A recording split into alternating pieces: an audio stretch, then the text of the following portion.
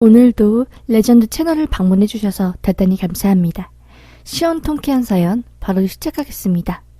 안녕하세요. 저는 결혼한 지 7년 된 여자입니다. 저에게는 진짜 어이가 없어서 웃음이 나올 정도로 이상한 시어머니가 계세요. 1년 전 시어머니가 이유 없이 몸이 많이 아프시고 열이 올라와서 서울에 있는 이곳저곳 병원을 다니기 시작하셨습니다. 전남에서 서울까지 병원을 다니기 위해 매번 왔다 갔다 하는 것은 쉬운 일이 아니었기에 서울에 오시는 기간 동안이라도 저희 집에서 머물고 계셨거든요. 짧게는 하루에서 길게는 몇 주까지 계셨습니다. 그런데 시어머니가 집에 오실 때마다 정말 진절머리가 납니다. 모든 일에 사사건건 참견하는 건 기분이요. 올 때마다 냉동실 냉장고를 싹 다 뒤집어 놓으셔서 스트레스가 장난이 아니에요. 제가 친구들과 전화통화를 하고 있을 때면 화장실에서 무슨 계란 썩은 똥방구 냄새가 진동을 하냐, 화장실 락스로 빡빡 청소 안 하냐, 허구한 날 뭔 놈이 전화기를 그렇게 붙잡고 있는지. 나 원참 내가 없으면 집이 안 돌아가지. 아주 썩은 계란 똥방구 냄새 이거 빨리 락스 뿌려서 없애라 라고 하면서 제 친구들 다 들리게 소리 뻥뻥 지르는 건 기본이요. 저희 집이 19층이라 밑에서부터 하수구 냄새가 올라오긴 해요. 그런데 매일매일 락스 뿌려서 냄새 죽이는 건 기본이고 하수구 마개까지 씌웁니다. 일부러 저 망신시키려고 평소에는 아무 말씀 안 하시다가 꼭 전화 통화할 때만 저러시고요. 그리고 시어머니 말씀하시는 어투가 굉장히 공격적이고 사람 기분을 박박 상하게 만드는 투예요.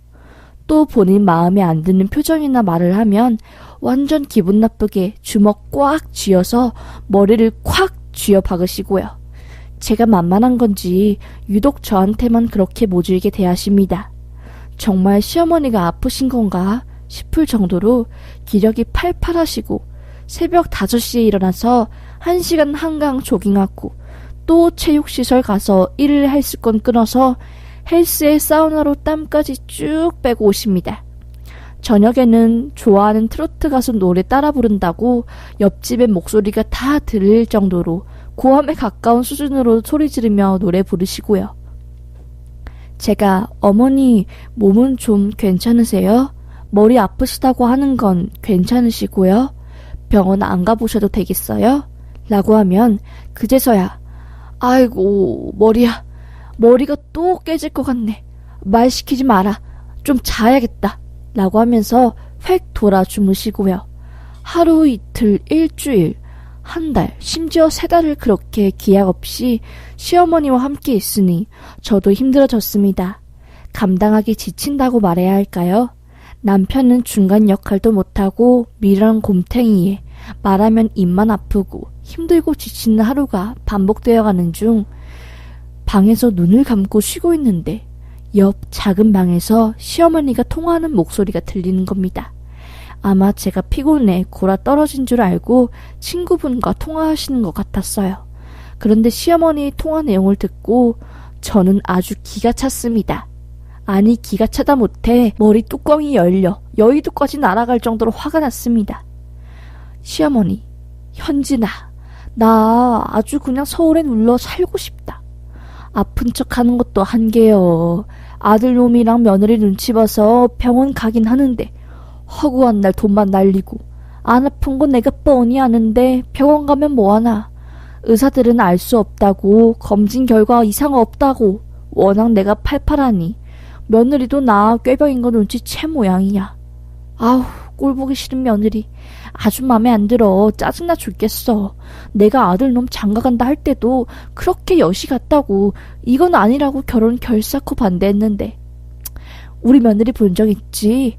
눈매가 내가 진짜 싫어하는 눈매. 한마디를 안 져요. 한마디를. 내가 귀를 누르려고 그렇게 했었는데 진짜 무서워. 기가 안 눌려 걔는. 여튼 내가 우리 아들놈 집에 계속 살려면 이놈의 며느리를 어떻게 해야 되는데 어쩜 좋나. 뭐라 핑계대고 서울집에 눌러앉지. 콱 며느리 어디 무인도로 보내버릴까 보다. 어이구 라고 하더라고요. 와, 어머님이 절 싫어한다는 건 대충 예상했지만 직접 들으니 생각했던 것보다 충격이 크더라고요. 어머님은 그냥 제 얼굴 생김새가 마음에 안 든다고 시집 올 때부터 미워하시고 위아래로 훑으시고 면전에 욕하셨어요. 여튼 저는 계속 벽 쪽에 몸을 가까이 둔 채로 이야기를 마저 들었습니다. 뭐라고? 신들린 연기? 나 참 그게 통하나? 신들린 연기를 하라고? 신병 때문에 머리 아프고 몸이 아프다고? 그거 말 되네 참. 어머어머. 그럼 뭐 헛것이 보이고 귀신 보인다 말하고 그러면서 몸이 쑤시니까 서울집에 계속 있어야겠다고 하면 딱이네. 자기야 전나 먹으면 밥 살게. 그래야겠네. 아이고 좋아라. 아이고 라고 하더라고요. 참나. 아니 해도 신들린 연기를 할 생각을 하다니요. 상식을 벗어났잖아요. 솔직히 이런 말 하면 안 되지만 나이를 어디로 드신 건지 참 유치하다는 생각을 했습니다. 전화통화를 끊고 그 다음날부터 본격적인 시어머니의 연기가 시작되었습니다. 갑자기 저에게 무슨 목소리가 들린다, 곡소리가 들리면서 어린아이가 흐느낀다 부터 시작해서 아주 가지가시 하셨습니다. 끼옷 꼬이꼬이 깔랄라 깰렐루 뭐 이런 말도 안 되는 동물 소리? 이상한 소리를 내면서 손가락 2개를 구부리고 무슨 사마귀처럼 손동작을 하며 절 위협하기도 했고요. 웃긴 건 코끼리코를 하고 빙빙 돌면서 코끼리 신이다 하면서 생쇼도 했네요. 참 기가 막힌 건 남편 앞에서는 이상한 행동을 안 하고 그냥 헛소리가 들린다는 말만 하더라고요. 제 앞에서 쇼하는 게 중요했겠지요. 남편은 걱정돼서 정신과 쪽으로 가보자고 말하고 어머니는 괜찮아. 그냥 서울집에서 좀 푹 쉬고 당분간 그러면 나을 것 같아. 이러시고 남편은 또 그럼 우리 집에서 푹 쉬시라고 아무 걱정 마시고 며느리가 해주는 밥 먹고 청소도 하지 말고 그냥 건강만 생각하시라면서 어머님이 계략에 홀라당 넘어갔네요. 저는 어이가 없어서 이 사실을 말해야 하나 말아야 하나 고민했습니다. 그러다 결국 이대로 있으면 안 되겠다라고 마음을 먹었습니다. 엄마와 이모에게 이 사실을 모두 털어놓았지요. 제 이야기를 듣자마자 엄마와 이모는 빵 터졌습니다.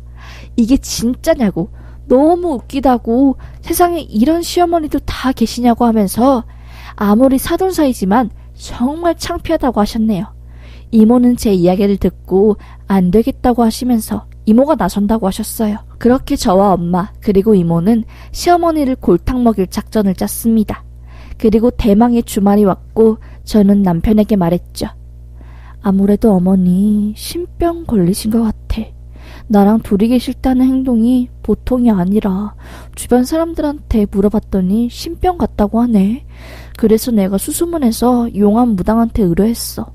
어머님 모시고 무당집 가면 절대 안 간다고 할 게 뻔하시니까 큰돈 주고 직접 모셨어. 이따 집으로 오실 거야 라고 했습니다.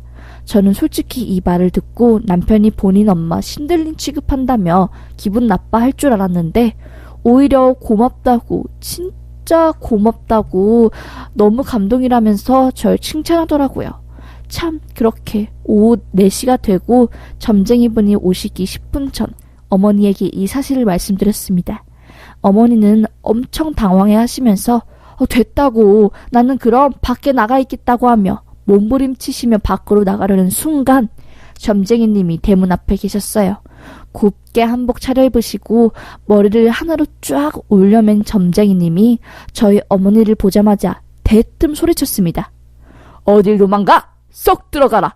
오늘 네 몸속의 막이랑 나랑 끝장을 보자 라고 하셨습니다. 그 점쟁이님은 저희 어머니를 보자마자 어디에 살고 가정사는 어땠고 평소의 성격은 어떤지 대인관계는 어떻고 이런 사적인 것들을 쫙 말하셨습니다. 남편과 어머니는 깜짝 놀라서 입을 쩍 벌리고 너무 용하다고 어찌 아셨냐면서 금세 순종적으로 굽실댔고요. 저는 뒤에서 키득키득 웃음이 나는 걸 겨우 참으며 이 상황을 지켜보았습니다. 사실 그 점쟁이는 저희 이모거든요. 극단에서 활동하시고 취미로 사물놀이 동호회에서 꽹가리까지 치시는 저희 이모는 흥이 넘치십니다. 태연하게 연기하는 건 기본이고 이런 상황 자체를 즐기고 재밌어 하시죠. 그 덕분인지 진짜 감쪽 같은 무당이었습니다.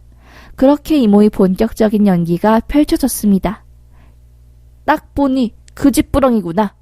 그 집 부렁이야. 천성이 배짱이야.